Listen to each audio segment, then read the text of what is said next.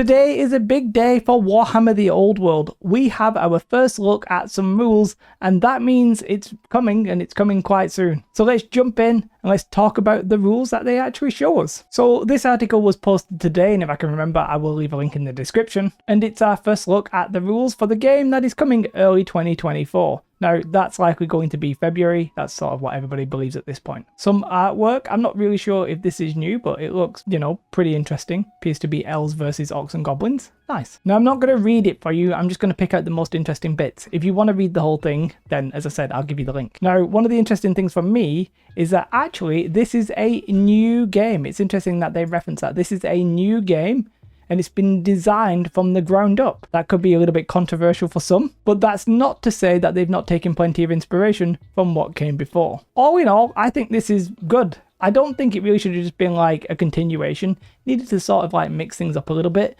and I think, they're probably going to hit the right balance. Just looking at what they presented here, obviously I'll only know that when we get the rules. I believe the turn sequence will work pretty similar to what it was, with a few changes.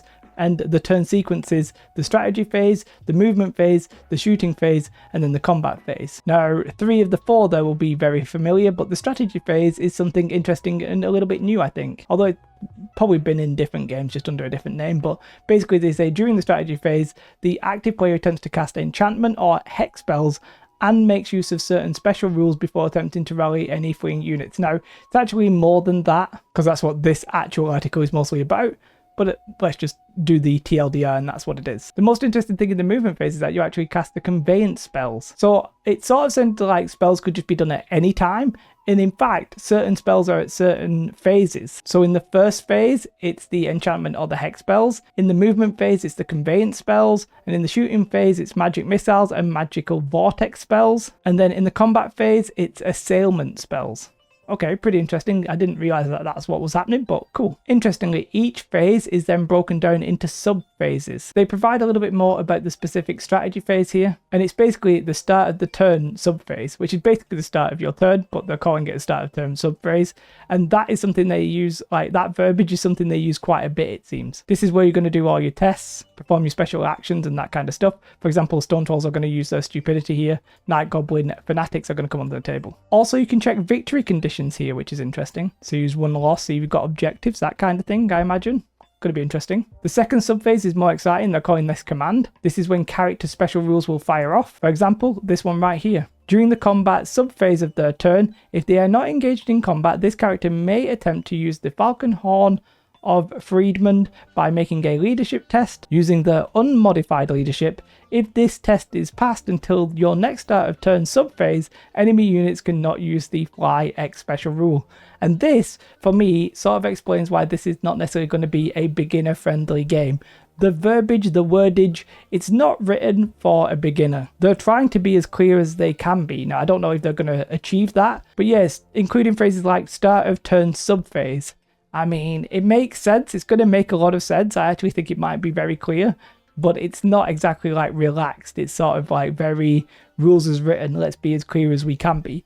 I'm not saying they're going to achieve it, but I think that's the intent. So Hand of Mork or Gork is a conveyance spell, and that'll be done in the movement phase, for example. Pretty interesting how they're going to give each spell a type, and then that's going to be relevant to each phase. The strategy phase, though, is Conjuration, which is the enchantments and hexes. I believe, and I'm not 100% sure, but looking at this, it sort of seems like the word round is for when both players have done their turn, and during a turn, players sort of alternate. I think players alternate between the turn. I don't think this is anything crazy here, because both players take a turn, and then it says each of which is broken down into 4 phases. So I think each player does all of their phases, and then the next player does all of their phases, which is how it used to work. I don't think there's anything crazy there, but I could be wrong. I could be misunderstanding that and misinterpreting that. But the reason I mention that is because during the conjuration step in the strategy phase, each player actually take it in turns during this step. So you can do one spell,